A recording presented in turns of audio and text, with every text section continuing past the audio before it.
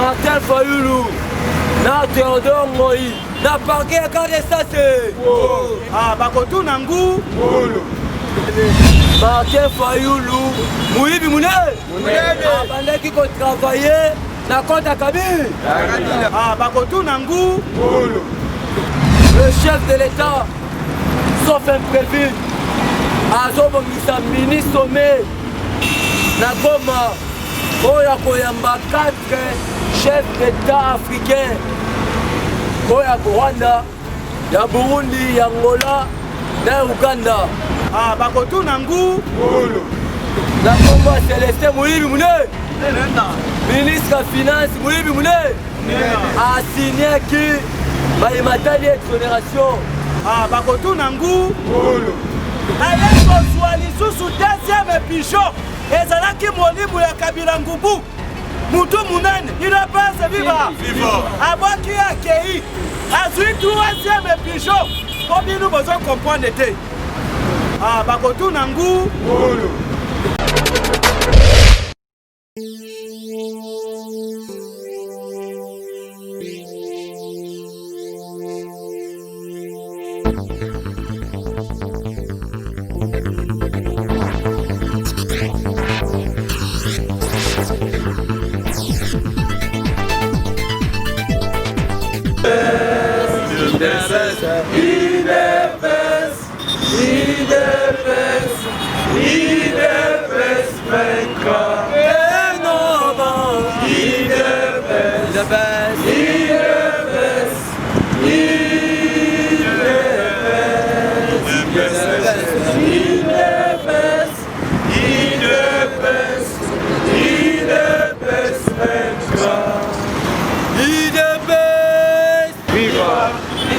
Viva Tshisekedi, héros national, Félix, chef de l'État maintenant.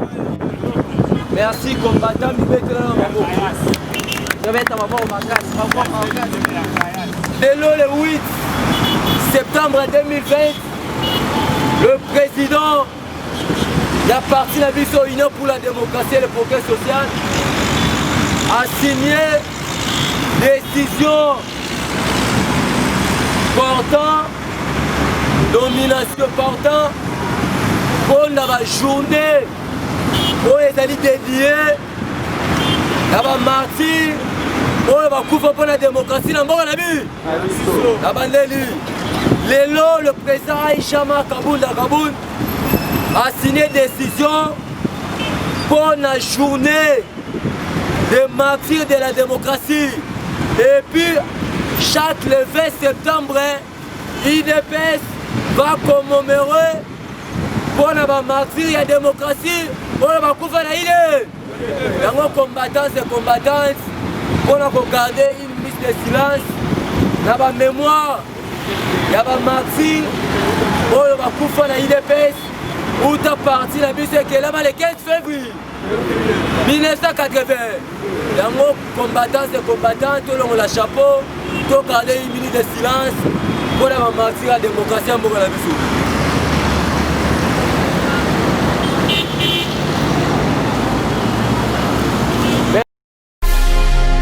Vous êtes aux USA, vous avez votre marchandise à destination de Kinshasa. Voici pour vous la solution. Easy Cargo Fret International est une société de transportation de cargo évoluant aux États-Unis dans la ville de Cincinnati, Ohio. 162 rue Skin. Nous sommes à votre service pour toute transportation des immobiliers, véhicules, meubles, documents, colis, machines et autres. Traitez vos marchandises en toute sécurité avec Easy Cargo Fret International. Pour tout contact, avec Easy Cargo Fret International, Mbongo Moukié, colis et béni. Le 20 septembre, IDPS a commémoré journée. Il y a des martyrs à la démocratie à partir de la vie. Il y a des combattants et combattantes. Le 20 septembre, porte les buts dans le fond. Le conseil de la maman de Miloulou. En mémoire, il y a des 20 combattants. Le 15 février 1989, il a mis Kola Lelo. Il va célébrer le 20 septembre. journée en martyr à la démocratie. Toujours, la Maïmatali parti la Bisso. Le secrétaire général a fait une déclaration par rapport à Ndenge Bata FCC. Basali Koluka, carte la bango ya Souka, pour bamema biso l'élection ya président de la République au suffrage indirect. Et nous le moment est biso peuple congolais, pour voter l'issoussou, président, va voter l'Assemblée là. Est-ce que Bino Boroninga, président, a voté l'Assemblée nationale? Il y a un combattant, c'est combattant. Le 15 septembre, les députés bazali kosonga ezali ne guerre oyo bata FCC bazali kodéplorer pour le peuple ko. Yango le secrétaire général alobi suffrage universel et indirect ezali ne ko provoquer ou bien ko énerver le peuple ko. Abeti lisusu c'était la Maïmatali mise au point par rapport à la loi électorale. Parce que quand la banque est allée balai, le président est la suffrage indirect dans la loi électorale. Parce que bango, le majoritaire, bazali ko préparer, va changer réforme de la loi électorale. Mais va quitter bonne interprétation. Et qu'on quitte la cour constitutionnelle, pour le président de la République, à la destituer ou bien à la réforme de l'institution pour la seconde lecture. Et qu'on quitte la cour constitutionnelle, il faut acheter ça normal à tout le c'est que la campagne va aller comme ça la Nordine. Nordine n'est pas la chef de l'État. Namaye! Ah, ouais, Tozo kobeta actualité ya moko na bi tozo kota sikoyo na musindo ya actualité politique ya moko na bi combattant c'est combattante tikala yebisa yo le chef de l'état sauf imprévu azobongisa ministre sommet na Goma oyo akoyamba 4 chefs d'état africains oyo ya Rwanda, ya Burundi, ya Angola, na Uganda. Chef de l'État qui est consolé na bango, Maïmatali relation bilatérale, na ba fonctionnaire, oyo ezali pembeni na maboko na bi. Et puis le chef de l'État a commettre c'était pour la kimia et son relation maboko na bi. D'abord combattant, c'est combattant. Sommet wana le chef de l'État instruit la ministre budget pour aller bandenge nini akobongisa misolo pour te sommet wana ekene malo toujours l'actualité politique en mboka na biso combattant et combattante ministre des finances na kombo Célestin Moyibi Mune ministre des finances Moyibi Mune a signé qui Maïmatali exonération parce que l'exonération nyonso ekoki kosalema jamais sans que le ministre des Finances ait l'info. Quand vous avez plus de 6 exonérations constatées par l'inspection générale des finances. Gila Lingete a confirmé plus de 6 exonérations ou Tabani Audit d'ailleurs. Et puis le ministre des Finances, la combat Célestin, a signé que l'exonération le 2 septembre 2019. C'est que l'exonération vous allez comme on a un directeur, il y a des ressources financières, des DGDA, des DGI, des Kolenga. Parce que tant que tu as le numéro 1 secrétaire général de la finance a déterminé pour retravailler la vice-chef de l'État. Vice-chef de l'État, les alliés comme corruption, les alliés pour travailler conformément à la vie. Mais les syndicats, il y a des ressources financières, ils sont manipulés. Il y a un temps où tu as le ministre des Finances, si tout va bien, à cause de l'audité, l'inspecteur général a fait. Parce que l'exonération, esalami ndenge nini toujours na mayemato ya l'actualité politique ntango toali koloba wa le numéro 1 oyo tobengi DG général ya poste communication ntango toali koloba wa na makala ye azali reproché mpona détournement combattante on n'a pas le temps à perdre mbongo eza na mboka na biso me baleki kokende na baposha ba yango le chef de l'état azali kokwese baressource financière nyonso po mbongo ekota na trésor public yango monaki ntango baoditaki le gouverneur ya banque centrale du Congo abetaki sete mpona 52 sous compte parallèle oyo ekendaka na baposha ba okomona kaka DGI DGK me mbongo wana ekendaka na trésor public yango ntango toali koloba wa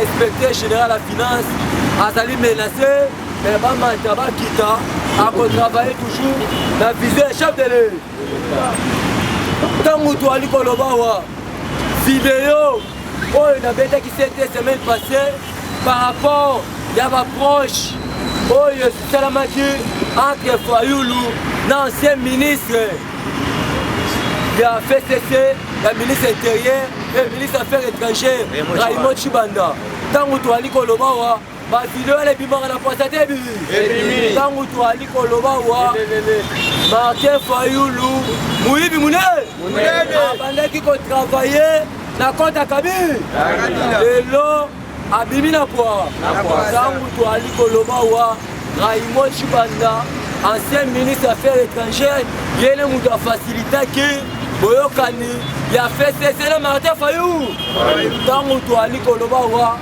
lobi Martin Fayulu na Théodore Moïse na parquet ya garde sase il faut akende kocomparaître par rapport ya bapropos na ye mpona kodestabiliser chef de l'État et puis bapropos na ye ya excitation ala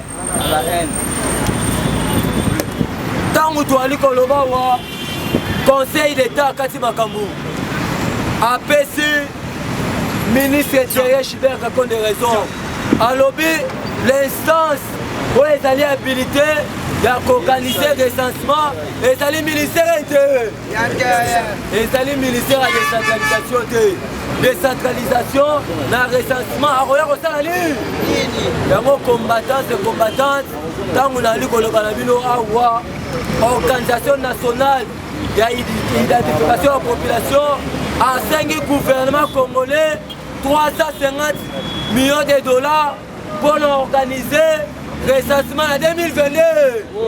Ntango toali koloba wa conseil d'état kati makambo nyonso ekomi déjà na ministère intérieur etika le gouvernement congolais abimisa 350 millions oyo tokokende nango recensement en 2022. Toujours dans ma état d'actualité politique mpona tikela bandeko na nga barangie baza ebele babeta mpe actualité ya mboka na biso ntango toali koloba wa Albert Yuma Moyibi Munene société oyo babengi Egan azali na droit ya kopesa 800 millions de dollars pour l'importation na trésor public ya mboka na biso combattant ntango nali koyebisa yo awa Albert Yuma azali na ye etikete ya port azali na ye kaka coordonnateur biloko nyonso basociété Egan Inelka, Belle Victoire, les alliés de propriété privée, il y a Joseph Kabila. Il y a autant qu'on a dit que le Banoa, l'exonération, il y a société égale, basant à droit, il y a Copeta, trésor public de Bisson, 800 millions de dollars pour l'importation à Babylone là-bas. Il y a mon monarchie, la Congo centrale. À tout le monde, on a barotika la koningaye. UDPS viva!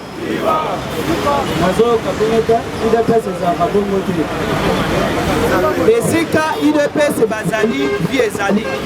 Eza boyete. UDPS viva! UDPS viva! Bonjour. Je pense que les lois nazwi ngolu ya kozala liboso na bino.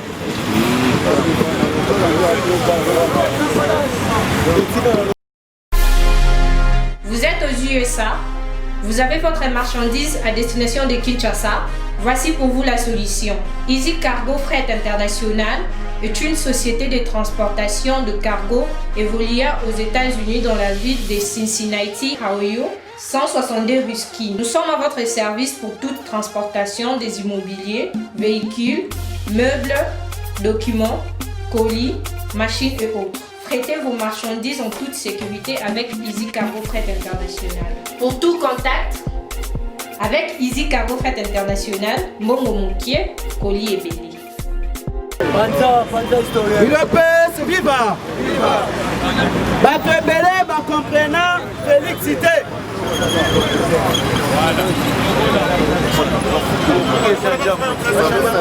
UDPS viva! Bato ebele bakomprena Félixité.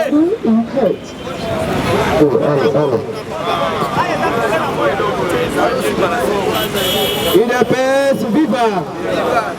Bato ebele bakomprena Félixité. Pouvoir ya UDPS ezali pouvoir ya Nzambe.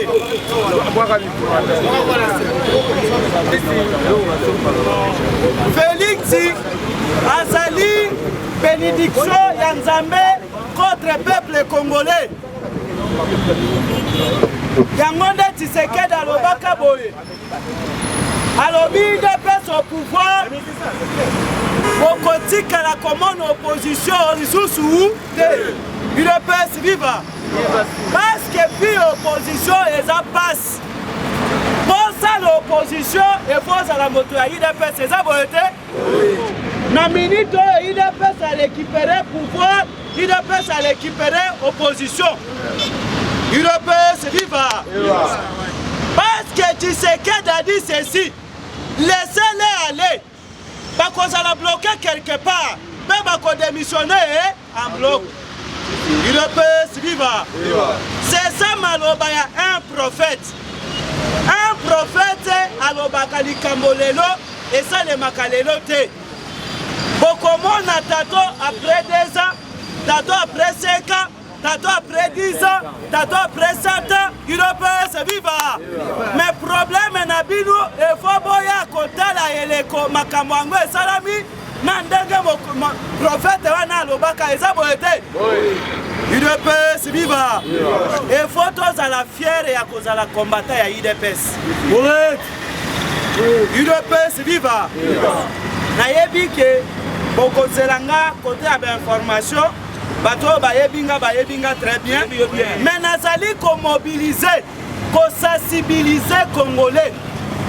Biso ba Congolais oyo toza na mémoire courte. Tozalaka soki bayebiso likambo lelo lobi obosani. Okomi kotuna ke balobaki nini? UDPS viva! C'est ça mosala toza nango ya ko répétaka chaque jour. Congolais monaki même ba cérémonie Tshisekedi a salaka na stade Tata Raphaël. Tokenda kotika Tshisekedi a sala meeting. Toyebaka te ke Tshisekedi aza na ba pigeon na saki na ye. UDPS viva! Mais tango Tshisekedi asali meeting asali na suka ye kobimisa 3 pigeon ya pembe. UDPS viva! Abwaki pigeon ya liboso, pigeon ekei. UDPS viva! Ça c'est la signe, esprit moboutisme. Mobutu akei, allez ça le tout. UDPS viva! Aye kozwa lisusu 2e pigeon, ezalaki molimu ya Kabila Ngubu. Mutu munene, UDPS viva! Abwaki akei, azwi 3e pigeon. Nous besoin comprendre. Pourquoi bato ebele babengaka ngai historien? Parce que ngai natangaka Tshisekedi mingi. Pe nazwaka makambo oyo Tshisekedi aloba eza na mutu na ngai. UDPS viva! Tshisekedi azwi 3e pigeon. Abwaki yango pigeon ekeli popo na makolo ya Tshisekedi. Abwaki 2e fois Pigeon ekei papa na makolo ya Tshisekedi. UDPS viva. UDPS viva. Mais Tshisekedi tango alobeli Pigeon. Alobi messieurs, abengi lisusu Pigeon te. Abengi messieurs, tu dois partir avec force. Abwaki Pigeon pour la 3e fois. Pigeon esike ekenda totikali komona yango. UDPS viva. Ça c'est Joseph Ouka. Bino bato bobandaki koloba. Tokanga Hippolyte Kanambe. UDPS viva. Mwana ya mama Marceline na matoto mutwale. Boyebaki condition nango te. Tshisekedi azali sage. Aza plus que Salomo. Mais vous avez la grâce Nzamba atindeli bino te. Biso peuple congolais. UDPS viva. Soki to banaka ko bousculer Kabila à l'époque. Mais le Congo est pela moto. Tokokai koboma yango te. UDPS viva. Tshisekedi alobi toza na coalition. Mais bato ebele bazobenga Tshisekedi zoba. UDPS viva. Mais biso toyebaka nde eloko yango te. Parce que esengelaki avant ya koatake Kabila, il faut déboulonner le système ya Kabila. Il faut qu'on déboulonne la poche de résistance ya Joseph Kabila. UDPS viva. Yango boyokaka mokonzi mboka alobi kengai na ye na système ya ko déboulonner. UDPS viva. Il faut baboulonner soit eruya, il faut na déboulonner yango. UDPS viva. L'état la bozolo bakeno bafungo le katani. Olobi ke mariage wana efesa nini? Eza boyete? Boyebi moto ya sala manifestation de la scène. Balitere baza ebele. Basie baza ebele. UDPS viva. Manifeste de la scène. Nana sala yango. Maintenant na ye ko s'opposer na Mobutu. UDPS viva. Boyebi pourquoi s'opposer na Mobutu? UDPS viva. Parce que Tshisekedi azalaki proche ya Mobutu. Ayebi ba point faible ya Mobutu. Ayebi ba point fort ya Mobutu. Alobi cette fois-ci, c'est ça le moment ya composer na Mobutu. Ah là là. Alors qu'on a solo banazo mona ezokota bato ebele te. UDPS viva. Biso tango toyena Joseph Kabila. Bona koyeba kiye Kabila. Bona koyeba ba poche de résistance na ye. Bona koyeba makasi ya Kabila. Il faut dans la prochaine na.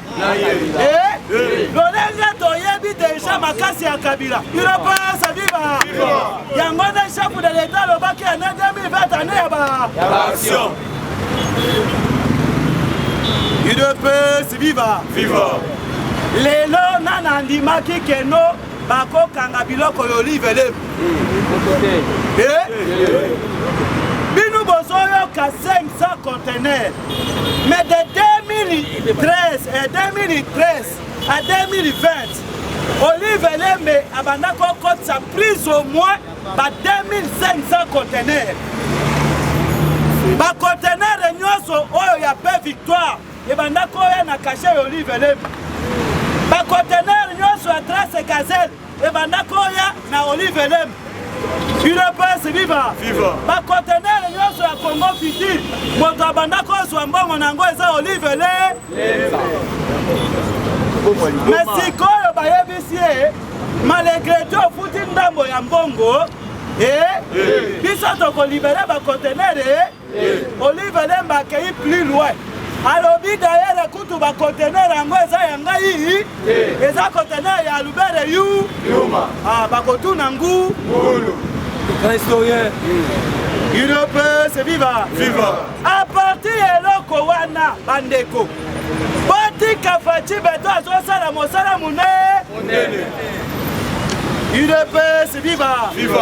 Et si quand olobaki bako démissionner en bloc parce que tango bozomona makambo ndenge ezoleka boyoki moninga na ngai awuti kolobao. UDPS viva. Déjà on a tra bakangi ye. Déjà ya poste bakangi ye bakende kokangela ye wapi UDPS viva alalaka na ndako na ye lisusu akoma kolala na flat moko na avenue du fleuve na Gombe kuna bakangi ye na 20h ayebaki te UDPS viva ntango tozoloba bakodémissionne en bloc tozokende kobunisa nde système UDPS viva parce que bato wana lelo na poste basali fete bambonda ya kosakana te bakomi koloba faci be mekala wana bobanda koyeba teke faci aza be UDPS viva bomoni ntango tozoloba bato bazokomprendre politiki te botika politike na baye bapoliticien parce que bato ebele baya na politike po ete bakoma bambwama oke pa kozala politicien eza mpona koservir ekole oza nde travailleur ya peuple UDPS viva ça c'est la signification ya politicien UDPS viva mais bato baya na politike parce que aza licencié moto aya na politike parce que aza gradué moto aya na politique parce que kuna ne bakomaka ba grand prêtre mais baya kokutana na libanga UDPS viva politique ya UDPS ezali politique ya kokoma prêtre ezali politique ya koservir l'école alobi yango le peuple da. Vous êtes aux USA, vous avez votre marchandise à destination de Kinshasa. Voici pour vous la solution. Easy Cargo Fret International est une société de transportation de cargo évoluant aux États-Unis dans la ville de Cincinnati, Ohio, 162 rue Skin. Nous sommes à votre service pour toute transportation des immobiliers, véhicules, meubles, documents, colis, machines et autres. Traitez vos marchandises en toute sécurité avec Easy Cargo Fret International. Pour tout contact, avec Easy Cargo Fret International, Mbongo Moukié, Colis et Béli.